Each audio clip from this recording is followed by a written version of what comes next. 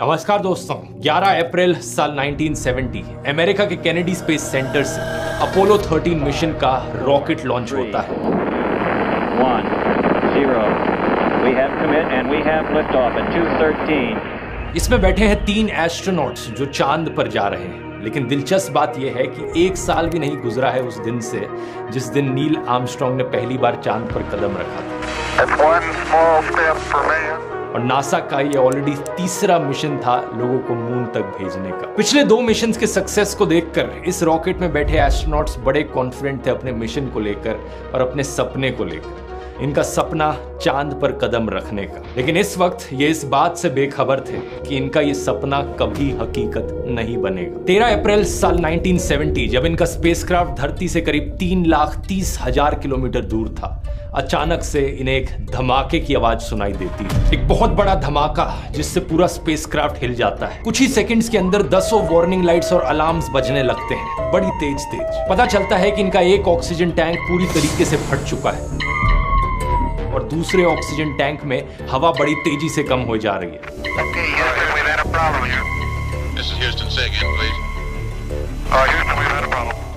धरती पर बैठे मिशन कंट्रोल को यकीन नहीं होता। उन्हें लगता है कि इंस्ट्रूमेंट्स खराब होंगे, लेकिन स्पेसक्राफ्ट में बैठे एस्ट्रोनॉट उन्हें देखकर बताते हैं कि उन्हें खिड़की से दिख रहा है ये हवा लीक होए जा रही है। दूसरी तरफ इन्हें दिखता है कि इस धमाके की वजह से ये स्पेसक्राफ्ट अपने रास्ते से इतना भटक गया है कि हर सेकंड ये धरती से किलोमीटर दूर जा रहा है। कुछ ही घंटों बाद अपोलो 13 में बैठे एस्ट्रोनॉट्स धरती से इतनी दूर है कि एक नया रिकॉर्ड बन जाता है। आज के दिन तक कोई भी इंसान धरती से इतना दूर नहीं गया है जितने ये 3 एस्ट्रोनॉट्स गए अपोलो 13 के मिशन के दौरान। चांद पर लैंड करना तो छोड़ो, अब सवाल इस बात का है कि क्या ये जिंदा धरती पर वापस लौटकर आ भी सकते हैं।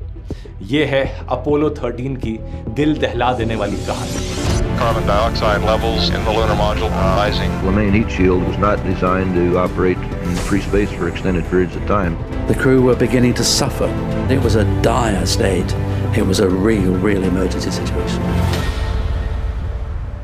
साल 1961 में American president John F Kennedy ने दुनिया के सामने वादा किया था कि वो दशक खत्म होने से पहले इंसानों को चांद तक पहुंचा देंगे। To achieving the goal before this decade is out of landing a man on the moon and returning him safely to the earth. इस वादे को कोल्ड वॉर के कॉन्टेक्स्ट में देखा जाना चाहिए। उस वक्त अमेरिका और सोवियत यूनियन के बीच में एक रेस चल रही थी, एक स्पेस रेस। कौन टेक्नोलॉजी के मामले में सबसे आगे निकलेगा। साल 1969 में अपोलो 11 और अपोलो 12 दोनों मिशन सक्सेसफुल रहते हैं। एस्ट्रोनॉट्स ना सिर्फ चांद पर कदम रखते हैं बल्कि सेफली धरती पर वापस लौट कर भी आ जाते हैं। जो वादा कैनेडी ने किया था वो पूरा होता है, लेकिन इसका एक साइड इफेक्ट ये होता है कि इसके एकदम बाद लोगों का जो इंटरेस्ट था और सरकार का जो इंटरेस्ट था स्पेस में पैसा खर्च करने में, वो बड़ी तेजी से नीचे गिरता है। ये बड़ी ऑब्वियस सी बात है, लोग बड़े एक्साइटेड थे इंसान को पहली बार चांद पर कदम रखता देखकर, लेकिन दूसरी बार, तीसरी बार, चौथी बार लोगों की इतनी एक्साइटमेंट नहीं बनी रह सकती थी। Public interest in the moon is fading fast. People believe Apollo 13 will just be another routine flight. इसी रीजन से अमेरिकन सरकार नासा का बजट कट कर देती है और कई फ्यूचर मिशंस जो आने वाले सालों में प्लान किए गए थे जैसे कि अपोलो 20 उन्हें कैंसिल किया जाता है। इसीलिए अपोलो 13 का मिशन एक बड़े क्रूशियल टाइम पर आता है स्पेस ट्रैवल के इतिहास में। नासा को अमेरिकन सरकार को प्रूव करना था कि स्पेस में पैसा खर्च करना अभी भी वर्थ इट है। इसलिए अपोलो 13 का प्राइमरी मिशन ऑब्जेक्टिव था ना सिर्फ इंस्पेक्शन और सर्वे करना चांद की मिट्टी की, बल्कि इंसानों की कैपेबिलिटी भी डेवलप करना चांद की एनवायरनमेंट में काम करने की। The main mission objective of Apollo 13 is the scientific exploration of the moon. We hope to find out a lot about the origin of the moon and from that the origin of our own planet the Earth. Apollo 13 के spacecraft का design वैसा ही था जैसे पिछले space missions का रहा था। Mainly 4 main components थे: command module, service module, lunar module और लॉन्च एस्केप सिस्टम। इस स्पेसक्राफ्ट को एक सैटर्न वी रॉकेट पर रखकर लॉन्च किया गया। तीनों एस्ट्रोनॉट्स बैठे थे कमांड मॉड्यूल में जो कि स्पेसक्राफ्ट का मेन हिस्सा है, लेकिन बहुत ही छोटा सा हिस्सा है। कमांड मॉड्यूल सिर्फ ये कोन शेप है जो सिर्फ 11 फीट लंबी है और जिसका 13 फीट का डायमीटर है। सारे instrument panels, navigation gear, radios, life support system और छोटे मोटे इंजन सब इस कमांड मॉड्यूल के अंदर थे। दूसरा सबसे इंपॉर्टेंट हिस्सा है सर्विस मॉड्यूल, जिसमें ज्यादातर ऑक्सीजन थी एस्ट्रोनॉट्स के लिए। इसमें भी छोटे मोटे इंजन थे और फ्यूल सेल्स भी थे बिजली जनरेट करने के लिए। कमांड और सर्विस मॉड्यूल को अक्सर एक साथ जोड़कर कमांड एंड सर्विस मॉड्यूल बुलाया जाता है, या CSM शॉर्ट फॉर्म। पूरे मिशन के दौरान ये एक साथ जुड़े हुए रहते हैं अंटिल जब एस्ट्रोनॉट्स धरती पर वापस लौट रहे होते हैं, और धरती की ओर री एंट्री के वक्त ये एक दूसरे से सेपरेट होते हैं सिर्फ। तीसरा हिस्सा लूनर मॉड्यूल, जिसका काम एक्चुअली में चांद पर उतर कर जाना, और जब चांद पर काम पूरा हो जाए तो वापस जाकर CSM मॉड्यूल से अटैच हो जाना। चौथा हिस्सा लॉन्च एस्केप सिस्टम मिशन के लिए इतना इंपॉर्टेंट नहीं है। इसका काम है सिर्फ लॉन्च के वक्त अगर कोई हादसा हो जाए तो एस्ट्रोनॉट्स को बचाना। ये कुछ इस तरीके से काम करता है। अगर रॉकेट लॉन्च के दौरान कोई हादसा हो जाता है, आग लग जाती है, तो एस्ट्रोनॉट्स को ये सेफली इजेक्ट कर देता है, उस जगह से दूर ले जाता है। इस वीडियो में आप देख सकते हैं जहां पर इस अबॉर्ट सिस्टम को टेस्ट किया जा रहा है। लेकिन अगर लॉन्च में सब कुछ सही जाता है तो इस LES की आगे जरूरत नहीं होती और इसे इजेक्ट करके फेंक दिया जाता है। 11 अप्रैल साल 1970 अपोलो 13 की लॉन्च इस दिन सेफली और सक्सेसफुली होती है, तो इस LES सिस्टम की जरूरत नहीं पड़ती। स्पेसक्राफ्ट में बैठे हैं 3 एस्ट्रोनॉट्स, कमांडर जिम लवेल, दूसरे लूनर मॉड्यूल के पायलट फ्रेड हेस और तीसरे कमांड मॉड्यूल के पायलट जैक स्विगर्ट। इत्तेफाक की बात है कि ओरिजिनल प्लान के अनुसार इन तीनों में से किसी को भी इस मिशन के लिए नहीं चुना गया था। ओरिजिनली 3 अलग एस्ट्रोनॉट्स थे जिन्हें इस मिशन के लिए चुना गया था, लेकिन उन तीनों के साथ कुछ अलग अलग प्रॉब्लम्स हुई जिसकी वजह से वो इस मिशन में पार्टिसिपेट नहीं कर पाए। यही कारण से ये 3 एस्ट्रोनॉट्स का क्रू टेक ऑफ करता है धरती से। इस रॉकेट को लॉन्च होता हुआ देखने करीब 2 लाख लोगों की जनता आई थी ग्राउंड पर। ये एक बहुत छोटा नंबर था अगर पिछले साल हुए अपोलो 11 के लिफ्ट ऑफ से कंपेयर किया जाए तो। उस दिन 7 मिलियन लोग आए थे रॉकेट लॉन्च होता हुआ देखने। नासा को एक बार फिर से एहसास होता है कि जनता का स्पेस एक्सप्लोरेशन में इंटरेस्ट कितनी तेजी से कम हुआ है। लेकिन मिशन की बात करी जाए तो ये स्पेसक्राफ्ट बड़े ही स्मूथली अपने लक्ष्य की ओर उड़ता है। इन्हें 3 दिन लगेंगे चांद के फ्रा माउरो क्रेटर पर पहुंचने में। ये चांद पर मौजूद एक बहुत बड़ा सा गड्ढा है, एक क्रेटर है जिसमें माना जाता है कि बहुत सी इंफॉर्मेशन मौजूद है, ना सिर्फ चांद के बारे में बल्कि धरती के बारे में भी। उड़ान के पहले 2 दिन सबसे बड़ी प्रॉब्लम आती है जब एस्ट्रोनॉट जैक स्विगर्ट रियलाइज करते हैं कि वो अपना इनकम टैक्स रिटर्न फाइल करना भूल गए हैं। धरती पर मौजूद मिशन कंट्रोल से वो पूछते हैं क्या उन्हें एक्सटेंशन मिल सकती है। Have you guys completed your income tax? Yeah, Joe, I gotta. Hey, it's too funny. Things kind of happen real fast down there, and I do need an extension. I didn't get mine filed. I'm really serious. वहां हंसते हंसते उन्हें जवाब मिलता है कि मिल सकती है 60 डे की एक्सटेंशन उन्हें। इस कॉन्वर्सेशन से पता चलता है कि सब कुछ सही जा रहा था। पहले 2 दिन किसी भी तरीके की अड़चने नहीं आई मिशन में। मिशन के 46 आवर्स 43 मिनट्स पर कैप्सूल कम्युनिकेटर जो ड्यूटी पर थे उस वक्त वो कहते हैं कि स्पेसक्राफ्ट बहुत ही अच्छी शेप में है और हम यहाँ बैठे बैठे बोर हो रहे हैं। This Apollo Control at 46 hours 43 minutes. Spacecraft's in real good shape as far as we're concerned, Jim. We're bored to tears down here. चीजें इतनी स्मूथली चल रही थी कि लोग बोर हो रहे थे। वैसे सुनकर आपको बहुत अजीब लगेगा, लेकिन अपने आप को इंटेंशनली बोर होने का समय देना एक बहुत ही अच्छी चीज है मेरी राय में। मेरा मानना है कि अगर आपको अपनी प्रोडक्टिविटी और क्रिएटिविटी को मैक्सिमाइज करना है तो दिन में कुछ समय आपको खाली छोड़ना पड़ेगा। खाली समय जहां पर आप लिटरली कुछ नहीं कर रहे, बस बोर हो रहे हो। ये चीज माइंड को रिलैक्स करने के लिए बहुत ही जरूरी है, स्पेशली आज के जमाने में कि 5 सेकंड भी कोई आदमी बोर होता है तो आज के दिन वो अपना फोन निकालकर स्क्रॉल करने लग जाता है। यही एक बड़ा राज है कि मैं अपना टाइम इतनी एफिशिएंटली कैसे मैनेज कर पाता हूं और इतने सारे वीडियोस आपको कंसिस्टेंटली दे पाता हूं, वो भी कंटिन्यूअसली ट्रैवल करते करते। ऐसे ही और ढेर सारे सीक्रेट्स और प्रैक्टिकल टिप्स मैंने बताई हैं अपने टाइम मैनेजमेंट कोर्स में। एक ऐसा कोर्स जो आपको स्टेप बाय स्टेप सॉल्यूशन देता है कि कैसे आप अपनी जिंदगी में चीजों के लिए और टाइम निकाल सकते हैं और अपनी प्रोडक्टिविटी और क्रिएटिविटी को मैक्सिमाइज कर सकते हैं। अभी तक जिन भी लोगों ने इस कोर्स को लिया है उन्हें बहुत बढ़िया लगा है। रिव्यूज आप स्क्रीन पर देख सकते हैं। अगर आप भी लेने में इंटरेस्टेड हैं, आप में से पहले 400 लोगों के लिए एक स्पेशल डिस्काउंट है 42% का, अगर आप कूपन कोड NASA42 यूज करेंगे तो। कोर्स का लिंक इस QR कोड को स्कैन करके मिल जाएगा आपको, या फिर इसका लिंक डिस्क्रिप्शन और पिन कमेंट में भी आप देख सकते हैं। अपनी जिंदगी में एक बहुत बड़े बदलाव के लिए तैयार हैं तो जाकर ट्राई करके देखिए। अब टॉपिक पर वापस आते हैं। मिशन का तीसरा दिन 13 अप्रैल क्रू को बताया जाता है कि उन्हें लूनार मॉड्यूल में कुछ टेस्ट करने पड़ेंगे और इसके अलावा उन्हें एक टेलीविजन ब्रॉडकास्ट करना है जहां पर वो कैमरे के द्वारा कमांड मॉड्यूल और सर्विस मॉड्यूल के इंटीरियर्स को दिखाएंगे दुनिया को। अब ऑडियंस का इंटरेस्ट इस चीज में इतना कम था कि किसी भी टेलीविजन नेटवर्क ने उस वक्त इस ब्रॉडकास्ट को दिखाया नहीं। कमांडर लवेल की वाइफ इस ब्रॉडकास्ट को देखने के लिए मिशन कंट्रोल के वीआईपी कमरे में गई। ये टीवी ब्रॉडकास्ट खत्म होने के करीब 6.5 मिनट बाद धरती पर बैठे फ्लाइट कंट्रोलर्स एस्ट्रोनॉट स्विगर्ट को कहते हैं कि ऑक्सीजन लेवल वो एक बार जाकर चेक करें। इसमें कुछ अनयूजुअल नहीं था, ये बस एक रूटीन चेक था सर्विस मॉड्यूल में मौजूद ऑक्सीजन टैंक्स का। और जैसे ही ये चेक हो रहा था अचानक से एक बहुत बड़ा धमाका होता है। ढेरों वार्निंग लाइट्स और अलार्म्स बजने लग जाते हैं। जैसा मैंने वीडियो के शुरू में बताया था, स्पेसक्राफ्ट में बैठे एस्ट्रोनॉट्स को एक बड़ा झटका भी लगता है। कमांडर लवेल मिशन कंट्रोल को संपर्क करके कहते हैं, Houston, we have had a problem. पता चलता है ऑक्सीजन का एक टैंक पूरी तरीके से खत्म हो चुका है और दूसरे टैंक में ऑक्सीजन बड़ी तेजी से नीचे गिर रही है। धरती पर बैठे मिशन कंट्रोल को पहले लगा था कि ये इंस्ट्रूमेंट्स गलत दिखा रहे होंगे, लेकिन यही सच्चाई होती है। सभी लोगों को अर्जेंटली एक्शन लेने की जरूरत थी अगर इन एस्ट्रोनॉट्स की जान को बचाना था तो। जो टीवी चैनल्स इस मिशन को बोरिंग बताकर खबरों में नहीं दिखा रहे थे, अब अचानक से ये न्यूज हेडलाइन बन जाती है। Apollo 13 to the moon is in serious jeopardy this morning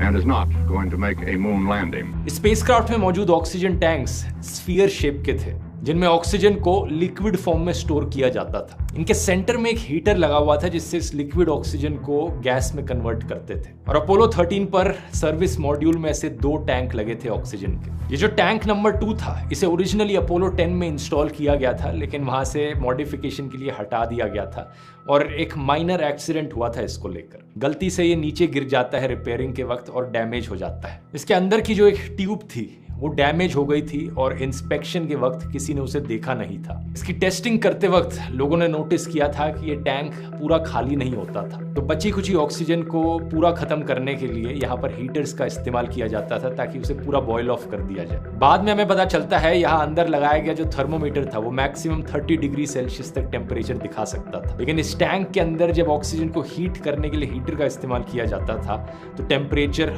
538 degree Celsius तक भी पहुंच जाता था। ये एक्सट्रीम हीटिंग किसी ने नोटिस नहीं करी क्योंकि थर्मोमीटर में दिखती ही नहीं थी। इसी एक्सट्रीम हीटिंग की वजह से इस टैंक के अंदर लगी जो इलेक्ट्रिकल वायर्स थी उनकी इंसुलेशन डैमेज हो गई थी। मिशन के शुरू होने से पहले नासा के मैनेजर्स और इंजीनियर्स ने इस टैंक की जांच पड़ताल करके इस टैंक को अप्रूव किया था, लेकिन वो इस अंदर के डैमेज को देख नहीं पाए थे। और इसी की वजह से अपोलो 13 के मिशन के दौरान जब रूटीन चेक किया जा रहा था इस टैंक का तीसरे दिन पर और उन इलेक्ट्रिक वायर्स की वजह से एक स्पार्क होता है, ये टैंक फट जाता है। चांस की बात थी कि ये टैंक स्पेसक्राफ्ट के बाहर की तरफ लगा हुआ था। अगर ये स्पेसक्राफ्ट के अंदर लगा होता और वहां फटता तो इंस्टेंटली ये सारे एस्ट्रोनॉट्स मारे जाते, लेकिन क्योंकि ये बाहर लगा था तो एक्सप्लोजन बाहर की तरफ हुआ और सर्विस मॉड्यूल में सिर्फ 13 फुट का एक पैनल डैमेज हुआ। इसके अलावा और क्या कुछ डैमेज हुआ था स्पेसक्राफ्ट में, एस्ट्रोनॉट्स इतने श्योर नहीं थे। अब सभी को एक बहुत बड़ा फैसला लेना था, धरती पर वापस लौटने का कौन सा रास्ता लिया जाए। फास्टेस्ट तरीका धरती पर वापस लौटने का था कि स्पेसक्राफ्ट को उल्टा घुमा लिया जाए, लेकिन यह करने के लिए सर्विस मॉड्यूल के मेन इंजन को चलाना पड़ेगा। मेन इंजन जहां पर लोकेटेड था वो जगह काफी करीब थी जहां सीएसएम मॉड्यूल में धमाका हुआ था। कोई नहीं जानता था कि इंजन पर डैमेज हुआ या नहीं हुआ। और दूसरा तरीका वापस लौटने का था धरती पर कि चांद की ओर जाया जाए और चांद के अराउंड सर्कल करके फिर वापस लौटा जाए धरती पर। इसमें सर्विस मॉड्यूल के इंजन को चलाने की जरूरत नहीं पड़ेगी, लेकिन इसमें रिस्क ये था कि 4 से 5 दिन का समय लग जाएगा धरती पर वापस लौटने में। क्या एस्ट्रोनॉट्स के पास इतनी ऑक्सीजन और इतना पानी बचा है? नासा के फ्लाइट डायरेक्टर यहाँ पर दूसरा ऑप्शन चुनते हैं, लंबा रास्ता वापस लिया जाएगा। Okay, here we go. Mid-course correction for free return. And I have your LEM. Astronauts को कहा जाता है कि सीएसएम मॉड्यूल को शट डाउन कर दें वो इमीडिएटली और वापस लौटते समय वो लूनार मॉड्यूल को एक लाइफ बोट की तरह इस्तेमाल करें। ये डिसीजन काफी सेफ ऑप्शन था, लेकिन इसमें भी कई प्रॉब्लम्स थी। लूनार मॉड्यूल को इस तरीके से डिजाइन किया गया था कि उसमें 2 एस्ट्रोनॉट्स बैठ पाए करीब 20 घंटे के लिए, क्योंकि जैसा मैंने आपको बताया उसका ओरिजिनल पर्पस था चांद पर लैंड करके वापस सीएसएम मॉड्यूल से अटैच हो जाना। लेकिन अब यहाँ पर एक्सपेक्ट किया जा रहा था कि ये 3 लोग बैठेंगे रखेंगे उस लूनार मॉड्यूल के अंदर 4 से 5 दिन तक। लूनार मॉड्यूल के इंजन्स को भी इस तरीके से डिजाइन नहीं किया गया था कि उन्हें बार बार फायर किया जा सके, तो ये भी कई मायनों में बहुत ही रिस्की चीज करी जा रही थी। अपनी सप्लाईज और एनर्जी बचाए रखने के लिए एस्ट्रोनॉट्स को कहा जाता है कि स्पेसक्राफ्ट में मौजूद सारे नॉन एसेंशियल सिस्टम्स को शट डाउन कर दें, इंक्लूडिंग जो हीटर्स लगाए गए हैं उसके अंदर। बिजली बचाना बहुत जरूरी है यहाँ पर। इस प्लान के अनुसार एस्ट्रोनॉट्स लूनार मॉड्यूल में बैठ जाते हैं और पहली बार लूनार मॉड्यूल के इंजन्स को फायर किया जाता है। जब इंजन को चालू किया जाता है तो उसे बर्न कहा जाता है। तो पहला बर्न ये करते हैं अपने नए रास्ते पर आने के लिए। इस बर्न की मदद से ये चांद की दूसरी तरफ पहुंच जाते हैं, the far side of the moon. ये दुनिया के पहले इंसान बन जाते हैं धरती से इतनी दूर जाने वाले, और ये रिकॉर्ड आज तक अनबीटेबल है। अपने फर्देस्ट पॉइंट पर ये धरती से 4 लाख किलोमीटर दूर थे। अब अगर ये इसी रास्ते पर बने रहे तो ये धरती पर पहुंच जाएंगे करीब 153 आवर्स आफ्टर लॉन्च। लेकिन ये टाइम मार्जिन बड़ा ही रिस्की था। अगर ये इतने समय बाद धरती पर पहुंचेंगे तो जो खाना और पानी वहां मौजूद है, जो ऑक्सीजन मौजूद है एस्ट्रोनॉट्स के लिए, वो सिर्फ 1 घंटे की बचेगी। ग्राउंड पर मौजूद नासा की टीम का मानना था कि ये मार्जिन बहुत कम है, इसलिए एस्ट्रोनॉट्स को कहा जाता है लूनार मॉड्यूल के इंजन को दूसरी बारी बर्न करो।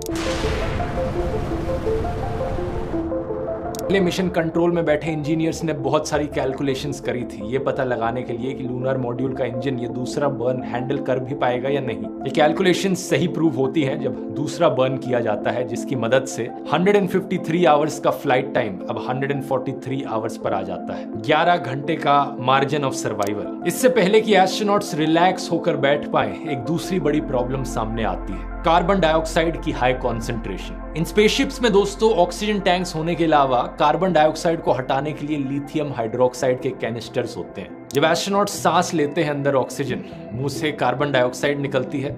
उस कार्बन डाइऑक्साइड को अगर हटाया नहीं जाएगा तो कार्बन डाइऑक्साइड की बहुत ज्यादा मात्रा हो जाएगी जो प्रॉब्लमैटिक हो सकती है। इसलिए लिथियम हाइड्रोक्साइड के कैनिस्टर्स इस्तेमाल किए जाते हैं ताकि कार्बन डाइऑक्साइड उससे रिएक्ट करे और लिथियम कार्बोनेट बने। लेकिन प्रॉब्लम यहाँ पर यह थी कि लूनार मॉड्यूल में जो कैनिस्टर्स रखे थे लिथियम हाइड्रोक्साइड के, वो सिर्फ 2 लोगों के लिए बने थे 2 दिन सरवाइव करने के लिए। लेकिन यहाँ 3 लोग मौजूद थे जो 4 दिन तक सरवाइव करना चाह रहे थे। अच्छी चीज यहाँ पर यह थी कि कमांड मॉड्यूल में भी कुछ कैनिस्टर्स रखे थे, लेकिन उनका जो फिल्टर था वो स्क्वायर था और यहाँ लूनार मॉड्यूल वाले सर्कुलर शेप के थे। इस प्रॉब्लम को सॉल्व करने के लिए ग्राउंड पर मौजूद एक्सपर्ट्स के पास 24 घंटे का समय था।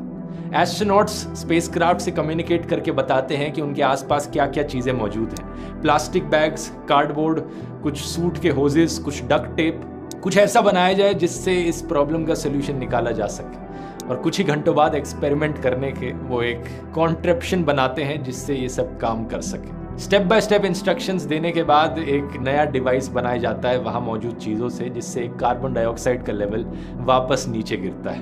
कमांडर लोवेल अपनी किताब लॉस्ट मून में बताते हैं कि the contraption wasn't very handsome but it worked. जो चीज इन्होंने बनाई थी वो कुछ ऐसी दिखती थी। इस पूरे रेस्क्यू मिशन में छोटी से छोटी चीज का ध्यान रखा जा रहा था। एस्ट्रोनॉट्स को इंस्ट्रक्शन दी जाती है कि दिन में एक आदमी 200 मिलीलीटर से ज्यादा पानी ना पिए, क्योंकि अगर ज्यादा पानी ये पिएंगे तो इन्हें यूरिनेट करने की जरूरत पड़ेगी और ऐसे में इनके पेशाब की क्वांटिटी स्पेसशिप की डायरेक्शन बदल सकती थी। इसलिए इतना कम पानी पीकर ये सरवाइव करते रहते हैं। ये 3 एस्ट्रोनॉट्स टोटल में 14 किलो वेट लूज कर देते हैं। एस्ट्रोनॉट हेज को तो एक यूरिनरी ट्रैक्ट इन्फेक्शन भी हो जाता है। 4 दिन बाद जब अपोलो 13 का स्पेसक्राफ्ट वापस धरती की ओर पहुंचता है, एस्ट्रोनॉट्स रियलाइज करते हैं कि एक और बर्न करने की जरूरत पड़ेगी। इनकी कैलकुलेशंस में इन्होंने लैंडर पर मौजूद कूलिंग वेपर को अकाउंट में नहीं लिया था। इसकी वजह से पूरा स्पेसक्राफ्ट रास्ते से भटक रहा था। कमांडर लोवेल एक और बर्न करते हैं लूनार मॉड्यूल का, जिससे स्पेसक्राफ्ट वापस ट्रैक पर आता है। थैंकफुली ये स्पेसक्राफ्ट तीसरे बर्न को भी सहन कर पाता है, इवन दो इस लूनार मॉड्यूल को सिर्फ एक बर्न करने के लिए बनाया गया था। पूरी दुनिया अब दिल थाम के न्यूज चैनल्स को देख रही थी और एस्ट्रोनॉट्स के धरती पर वापस लौटने का इंतजार कर रही थी। एस्ट्रोनॉट के फैमिली मेंबर्स और दोस्त सब साथ में बैठकर टीवी पर इसे होता हुआ देख रहे थे। अब सबसे बड़ा सवाल इस बात का था, जब ये टूटा हुआ स्पेसक्राफ्ट धरती की एटमॉस्फेयर में एंटर करेगा, जो हीट इंपैक्ट देखने को मिलेगा, क्या ये स्पेसक्राफ्ट उसे सस्टेन कर पाएगा? क्या एस्ट्रोनॉट्स अंदर बैठे जिंदा बच पाएंगे? इस चीज के लिए एस्ट्रोनॉट्स को लूनार मॉड्यूल से वापस कमांड मॉड्यूल में लौट जाना था, क्योंकि सिर्फ कमांड मॉड्यूल ही धरती के अंदर री एंट्री के लिए बनाया गया था। जैसे ही ये कमांड मॉड्यूल धरती की एटमॉस्फेयर से गुजरता है, एक कम्युनिकेशन ब्लैकआउट हो जाता है। ये चीज होनी नॉर्मल बात थी क्योंकि हवा की आयनाइजेशन से जो रेडियो वेव्स हैं वो ब्लॉक हो जाती हैं और कम्युनिकेशन नहीं हो सकता ग्राउंड पर मौजूद नासा के एम्प्लॉयज और स्पेसक्राफ्ट में बैठे एस्ट्रोनॉट्स के बीच। आमतौर पर ये कम्युनिकेशन ब्लैकआउट 2 से 3 मिनट के लिए होता है। एक्सपेक्ट किया जा रहा था कि यहाँ का कम्युनिकेशन ब्लैकआउट मैक्सिमम 3 मिनट के लिए होगा। 3 मिनट पूरे होते हैं लेकिन कोई जवाब दूसरी तरफ से सुनाई नहीं देता। 10 सेकंड गुजर जाते हैं, 30 सेकंड, 60 सेकंड, 4 मिनट बाद भी स्पेसक्राफ्ट की तरफ से कोई कम्युनिकेशन वापस नहीं आया। क्या एस्ट्रोनॉट्स जिंदा बच पाए या नहीं? 4 मिनट 27 सेकंड बाद फाइनली दूसरी तरफ से कम्युनिकेशन आती है। टेलीविजन पर देख रही जनता की जान में जान आती है। तीनों के तीनों एस्ट्रोनॉट्स जिंदा बच गए हैं। कमांड मॉड्यूल पर पैराशूट डिप्लॉय होता है और वो पैसिफिक ओशन के अंदर धीरे से जाकर गिर जाता है। Teamwork was necessary. Good leadership, initiative to think outside of the box when things go wrong. How do we repair them? Those are the 3 things that were absolutely necessary. ये तीनों एस्ट्रोनॉट्स खुशी-खुशी घर वापस लौटते हैं। हालांकि ये मिशन फेल रहा। इन तीनों में से किसी भी एस्ट्रोनॉट ने चांद पर कदम रखा नहीं, लेकिन फिर भी अपोलो 13 का ये मिशन इतिहास के पन्नों में अपनी जगह बना लेता है। अपोलो 13 के इस ऐतिहासिक रेस्क्यू मिशन और एस्ट्रोनॉट्स की बहादुरी को दर्शाते हुए इस पर कई किताबें लिखी जाती हैं और फिल्में बनती हैं। इस इंसिडेंट में इन्वेस्टिगेशन के बाद कई सारे सेफ्टी मेजर्स अडॉप्ट किए जाते हैं नासा के द्वारा, जिससे कि आगे आने वाले फ्यूचर के मिशंस में ऐसा कोई हादसा दोबारा नहीं देखने को मिलता। अपोलो 13 के बाद अपोलो 14, अपोलो 15, अपोलो 16 और अपोलो 17 सारे मिशंस सक्सेसफुल रहते हैं। 7 दिसंबर 1972 अपोलो 17 आखिरी मिशन होता है नासा का अपोलो प्रोग्राम में। इसमें बैठे एस्ट्रोनॉट्स 3 दिन बिताते हैं चांद के सरफेस पर, और यह आखिरी बार था आज के दिन तक जब इंसान चांद पर गए। क्या कारण इसके पीछे? इस सवाल का जवाब आपको मिलेगा मेरे अपोलो 11 वाले वीडियो में। इस वीडियो में मैंने नील आर्मस्ट्रांग के मिशन को डिस्कस किया है, यहां क्लिक करके आप देख सकते हैं। बहुत बहुत धन्यवाद।